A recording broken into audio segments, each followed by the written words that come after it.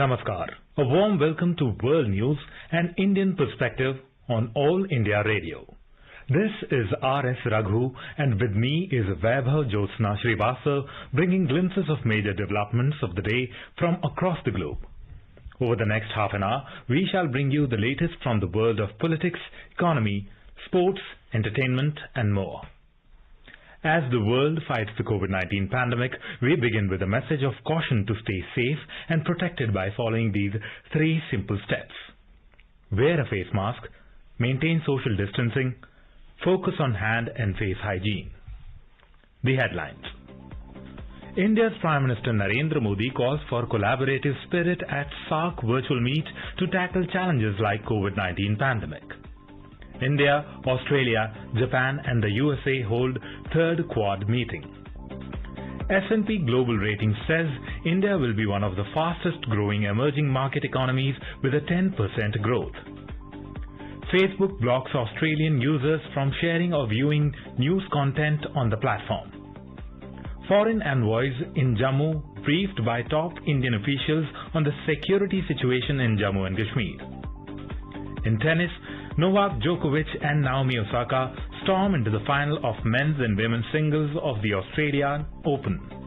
And in cricket, Australia's Chris Morris emerges as the most expensive player at the Indian Premier League auction.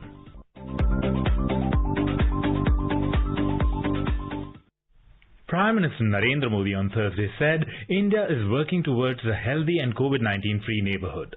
Addressing a workshop on COVID-19 management experience, good practices and way forward with nearly 10 neighboring countries virtually, Mr. Modi said all countries have learned from each other from best practices. Many other regions and groups followed our early example. We created the COVID-19 Emergency Response Fund to meet the immediate cost of fighting the pandemic. We shared our resources, medicines, PPE and testing equipments. And above all, we shared the most valuable commodity, knowledge, through collaborative training of our health workers. Appreciating the spirit of collaboration as the major takeaway, Prime Minister said India has achieved the lowest fatality rate globally. The spirit of collaboration is a valuable takeaway from this pandemic.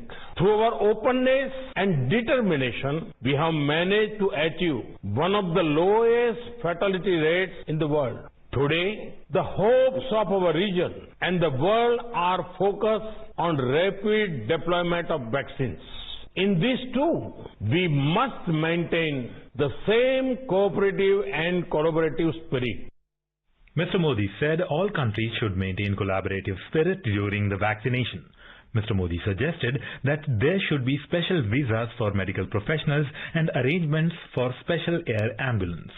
Over the past year, our health cooperation has already achieved so much. Can we now think of raising our ambition further? Can we consider creating a special visa scheme for our doctors and nurses so that they can travel quickly within our region during health emergencies on the request of the receiving country? Can our civil aviation ministries coordinate a regional air ambulance agreement for medical contingencies? Can we create a regional platform for collecting, compiling and studying data about the effectiveness of COVID-19 vaccines among our population? Prime Minister said India's Ayushman Bharat can be a case study for all the regional countries for healthcare. He insisted that a regional platform may be created for studies on forecasting future pandemics. He emphasized that 21st century is Asia's century and it cannot be achieved without greater integration of South Asia and Indian Ocean island countries. From the very beginning, we all made this challenge with a coordinated response. In March last year, we were the first to come together for recognizing the threat and committing to fight it together. The third India-Australia-Japan-USA Quad Foreign Ministers meeting began on Thursday with participation of the respective foreign ministers. The Quad meeting is an opportunity to continue the useful exchange of views from their last meeting in Tokyo in October last year. In today's Hotspot segment, we are focusing on the Quad, which is emerging as a significant grouping for collaboration on regional and global issues of common interest. The Quadrilateral Security Dialogue, or Quad, is a forum of 4 maritime democracies, namely India, US, Japan and Australia. While cooperation between the 4 Quad countries goes back a long way, the grouping has gained greater importance in the recent past. External Affairs Minister of India Dr. S. Jaishankar, in his opening remarks at the second Quad ministerial meeting held last October in Tokyo, spoke about the joint vision of the grouping. As vibrant and pluralistic democracies with shared values, our nations have affirmed collectively the importance of maintaining a free, open and inclusive Indo-Pacific. We remain committed to upholding the rules-based international order underpinned by the rule of law, transparency, freedom of navigation in international seas, and respect for territorial integrity and sovereignty and peaceful resolution of disputes. Ahead of the meeting, the U.S. State Department said that Quad is critical to advancing the shared goals of a free and open Indo-Pacific. This administration has made clear that the United States values our alliances and will work with our partners and friends around the world to pursue common interests across the globe. I'm pleased to announce that tomorrow morning, Secretary Blinken and his counterparts from Japan, Australia, and India will speak together. The Quad, as it's known, and this discussion with the Quad foreign ministers is critical to advancing our shared goals of a free and open Indo-Pacific and rising to the defining challenges of our time, including coordinating our efforts on COVID-19 response as well as climate change. In today's meeting, the ministers highlighted their shared attributes as political democracies, market economies, and pluralistic societies. They recognized that the changes underway in the world makes a strong case for their countries working closely together. Talking exclusively to AIR News, former diplomat Ashok Sajanhar said the meeting will give strong impulse to the cooperation and collaboration among these 4 countries. Mr. Sajanhar spoke on the importance of the meet in light of the Biden-Harris administration assuming charge in the U.S. This is the first meeting that is being held after the advent of the Biden-Harris administration in the United States. Initially, there were a few doubts and concerns whether President Biden is also going to give the same importance to the Indo-Pacific and the Quad as his predecessor had given. But ever since he spoke to Prime Minister Modi on the 8th of February and the discussions, it appears quite possible that President Biden also will work towards having a free and open and prosperous Indo-Pacific. So in that context, this meeting is very important. The ministers discussed ongoing efforts to combat the COVID-19 pandemic, including vaccination programs. India's efforts at providing vaccines to 74 countries was recognized and appreciated. India reiterated the upholding of rule of law and the democratic transition in Myanmar in the meeting. Noting that regular Quad consultations hold value, the ministers agreed to continue these useful discussions. Valsa Williams for World News, AIR.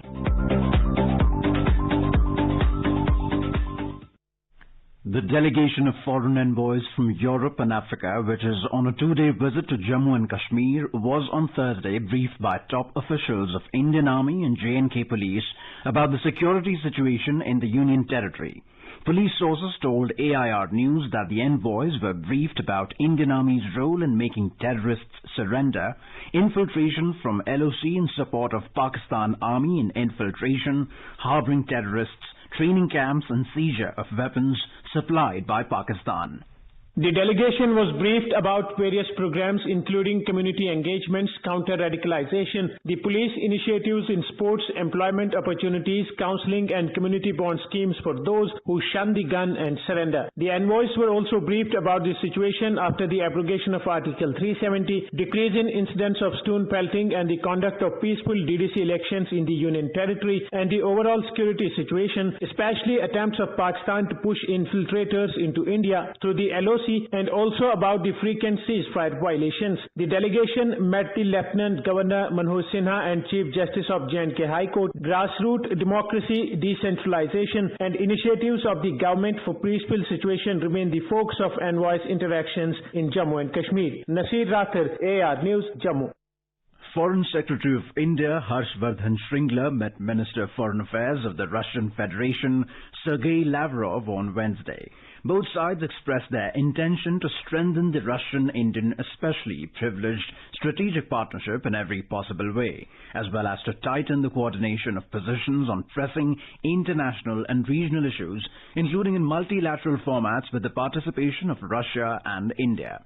Speaking at the Diplomatic Academy in Moscow ahead of the meeting on Wednesday, Mr. Shringla spoke about the special and privileged partnership between India and Russia.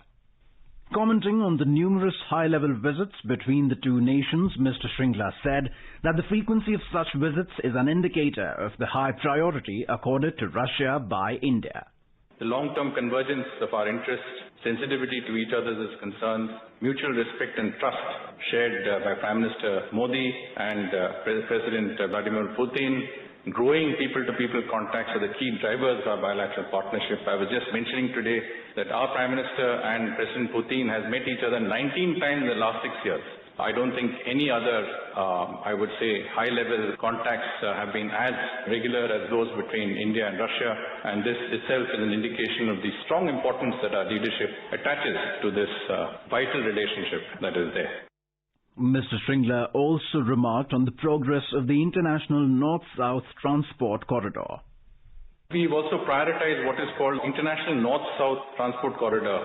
This is essentially a corridor that enables us to use Chabahar port in Iran to access Central Asia and of course Russia. We are important partners in that regard, and I think a tie-up that has just been done between one of our companies and a major Russian company would pave the way for greater cooperation in opening up a new trade route that would connect India with Central Asia and Russia. Speaking on Indo-Russian cooperation in the field of space, the Foreign Secretary said that they are collaborating on India's Gaganyaan mission.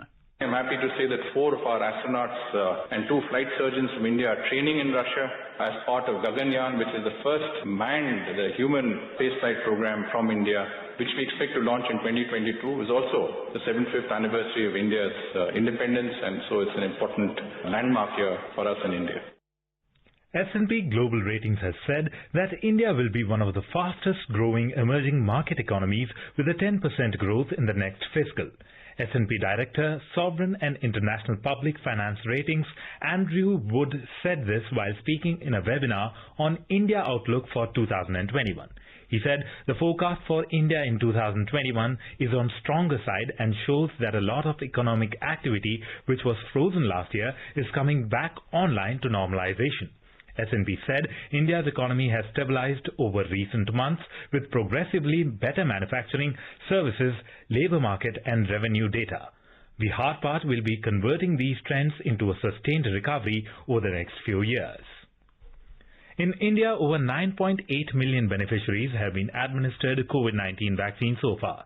Addressing media in New Delhi, Joint Secretary in the Health Ministry Dr. Mandeep Bhandari said a total of 3,17,190 beneficiaries have been inoculated with COVID-19 vaccine jab on Thursday.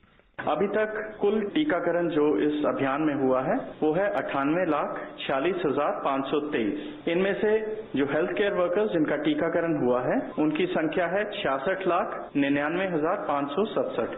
जो पहला टीका यानी प्रथम dose जिन health care workers को लगी है उनकी संख्या है 62,34,635 और दूसरी डोज जिन हेल्थ केयर वर्कर्स को लगी है उनकी संख्या है 4,64,932।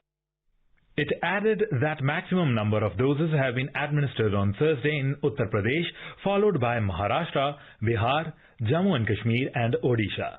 The ministry informed that a total of around 67 lakh healthcare workers have been inoculated with COVID-19 vaccine doses. It added that more than 62 lakh 34,000 healthcare workers have been administered the first dose, whereas more than 4 lakh 64,000 have been inoculated with second dose so far. The ministry further informed that a total of 31,46,956 frontline health workers have been administered the COVID-19 vaccine jab. The ministry informed that 40 people have been hospitalized after the vaccination and 32 deaths have been reported so far. UN Secretary General Antonio Guterres has sharply criticized the wildly uneven and unfair distribution of COVID-19 vaccines, demanding a global effort to get all people in every nation vaccinated as soon as possible. The UN chief told a high-level meeting of the UN Security Council that just 10 countries have administered 75% of all COVID-19 vaccines, while 130 countries have not received a single dose of vaccine. He described the goal of providing vaccines to all as the biggest moral test before the global community. Mr. Guterres called for an urgent global vaccination plan to bring together those with the power to ensure equitable vaccine distribution, scientists, vaccine producers, and those who can fund the effort. In view of detection of the South African and Brazilian variants of the SARS-CoV-2 virus in the country, the Indian Civil Aviation Ministry has released updated Standard Operation Procedure (SOP) for international passengers arriving in India. It will come in effect from 11:59 p.m. on the 22nd of this month. For all international travellers except travellers coming through flights originating from the United Kingdom, Europe and the Middle East, they will be required to submit a self-declaration form on the online Air Suvidha portal before the scheduled travel and upload a negative COVID-19 RT-PCR report. This test should have been conducted within 72 hours prior to undertaking the journey. Each passenger will also submit a declaration with respect to authenticity of the report. They should also give an undertaking through concerned airlines before they are allowed to undertake the journey that they will abide by the decision of the appropriate government authority to undergo home quarantine or self-monitoring of their health for 14 days. As per the SOP, do's and don'ts will be provided to the passengers along with ticket to the travellers by the airlines. At the time of boarding the flight, only asymptomatic travellers will be allowed to board after thermal screening. India's Health and Family Welfare Minister Dr. Harshvardhan has said that India is providing leadership to the entire world in the sphere of public health and stimulating the dissemination of valuable knowledge.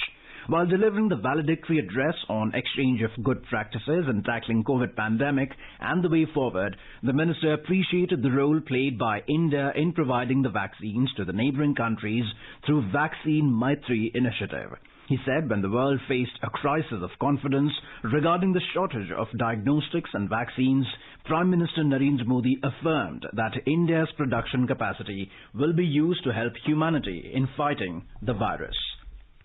Bangladesh has thanked India for the gift of 2 million doses of the COVID-19 vaccine sent last month.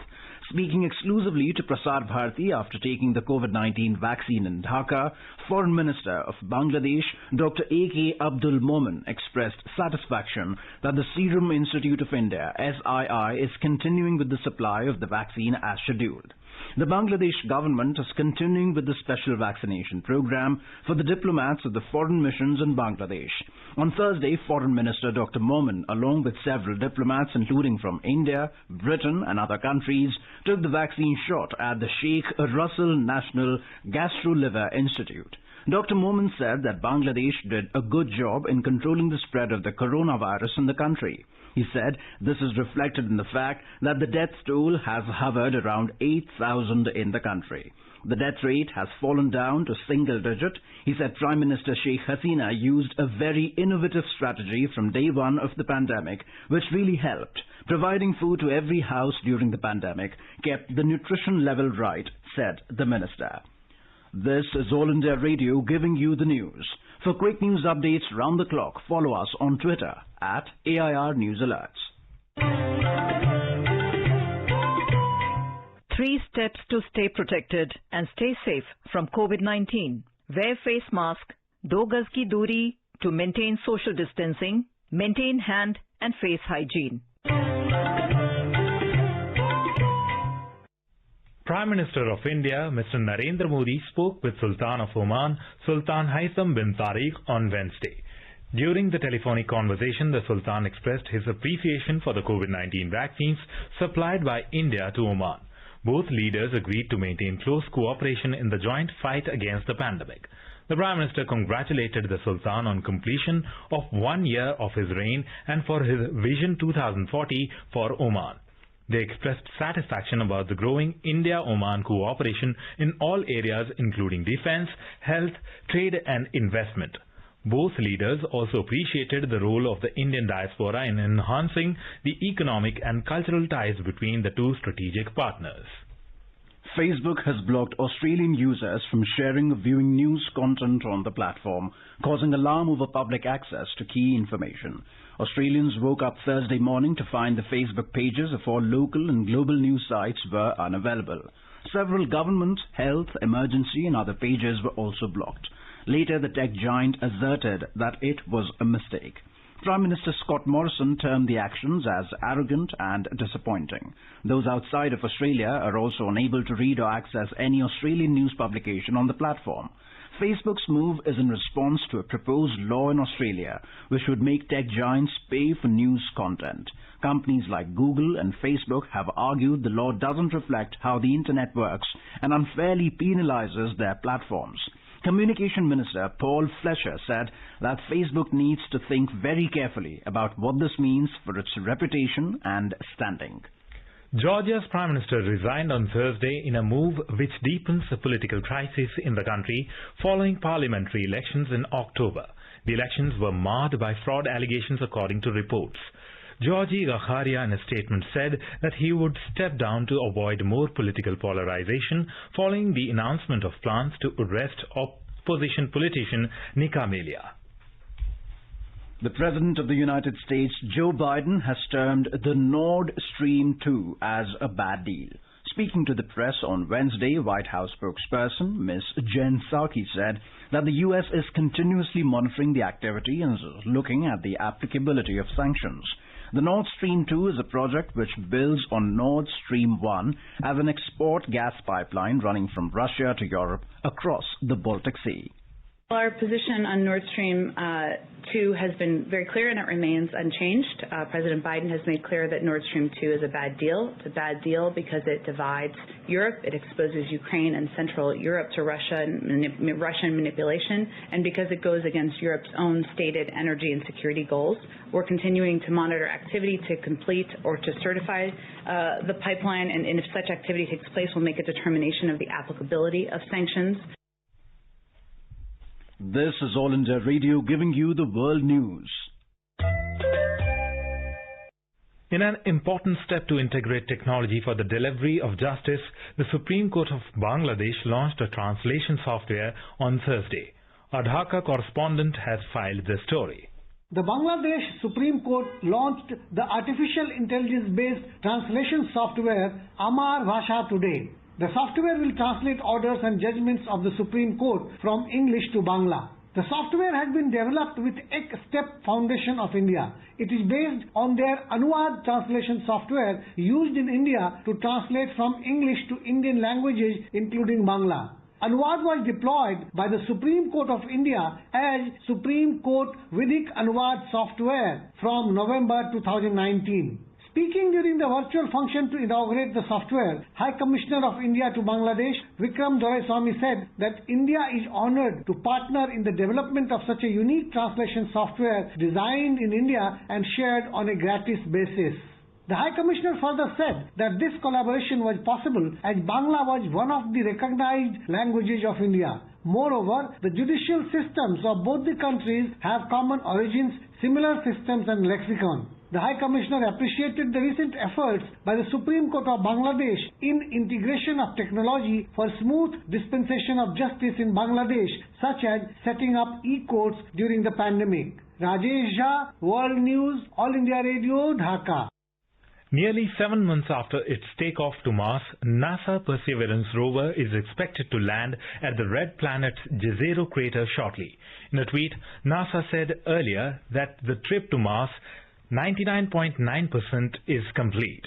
Indian-American scientist Dr. Swati Mohan is the Mars 2020 Guidance, Navigation and Controls GNC Operations Lead.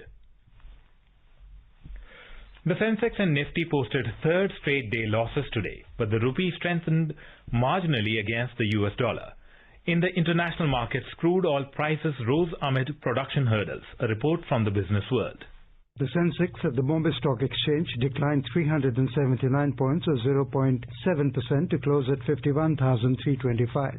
The Nifty dropped 90 points or 0.6% to 15,119. But the broader market outperformed the Sensex with both the BSE mid-cap and small-cap indices rising 0.7% higher. Key indices at the other Asian markets ended mostly lower. So Japan's Nikkei 225 index shed 0.4%. Hong Kong's Hang Seng index declined 1.6%. South Korea's Kospi index dropped 1.5%. And Singapore's Straits Times index lost 0.4%. But China's Shanghai Composite Index rose 0.6%. In Europe, key indices London's FTSE 100 had declined 0.7% and France's CAC 40 index had shed 0.3%. Now news from the world of sports. Tennis top seed Novak Djokovic and three-time slam champion Naomi Osaka have entered the final of the men's and women's singles of the Australian Open. In the semi-finals played today, Djokovic overcame stern resistance from Aslan Karatsev to reach the summit clash and end the Russian qualifier's remarkable run. Despite the world number 114 causing moments of tension, Djokovic had enough quality to win 6-3, 6-4, 6-2. Djokovic, who is going for a record-extending 9th title in Melbourne, will face either Daniil Medvedev or Stefanos Tsitsipas in Sunday's final. Russian 4th seed Medvedev meets Greek 5th seed Tsitsipas in the other semi-final on Friday, with both men trying to reach their first Australian Open final. In women's singles, Naomi Osaka claimed an impressive victory over Serena Williams to reach the final and end the Americans' latest quest for a record-equaling 24th Grand Slam title. Three-time Slam champion Osaka withstood early pressure from Williams to win 6-3, 6-4. The Japanese will face Jennifer Brady in Saturday's final after the American beat Karolina Muchova. In IPL auction 2021, Chris Morris became the costliest ever player for Rajasthan Royals, while Krishnappa Gautam became the costliest Indian uncapped player for Chennai Super Kings. Now let us take a look at the major developments around the world as reported in the foreign press. The Washington Post writes NASA's Mars rover Perseverance poised for bullseye landing on the Red Planet. Los Angeles Times reports 3 North Korean computer programmers charged with conspiring to steal and extort more than $1 billion in a series of cyber attacks. The Guardian reports that legendary reggae toaster Yu Roy dies at the age of 78. Sputnik News writes Chinese FM Wang Yi calls on wealthy nations to stop stockpiling COVID-19 vaccine amid jab shortages. Khalij Times reports on Manya Singh, the daughter of an auto rickshaw driver who was crowned Miss India 2020 runners-up. And the Himalayan Times reports that Nepal on Thursday reported 96 new cases of coronavirus infection from across the country. A quick look at the headlines once again. Prime Minister Narendra Modi calls for collaborative spirit at SAARC virtual meet to tackle challenges like COVID-19 pandemic. India, Australia, Japan and the USA hold third Quad meeting. S&P Global Rating says India will be one of the fastest growing emerging market economies with a 10% growth. Facebook blocks Australian users from sharing or viewing news content on the platform. Delegation of foreign envoys briefed by top officials from Indian Army and J&K Police about the security situation in Jammu and Kashmir. And in tennis, Novak Djokovic and Naomi Osaka storm into the final of men's and women's singles of the Australian Open. India is celebrating the 151st birth anniversary of Mahatma Gandhi. Before we end, let us listen to his favorite bhajan Vaishnav Jan by artists from Australia.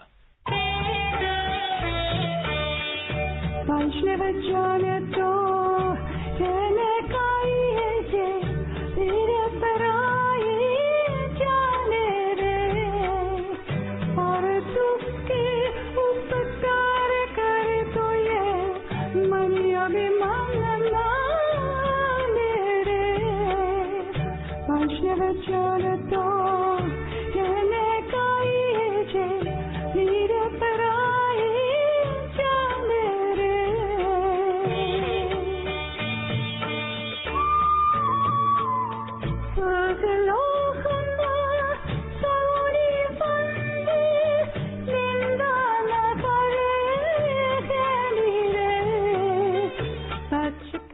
And with that, we end this bulletin. See you at the same time tomorrow with the next edition of World News.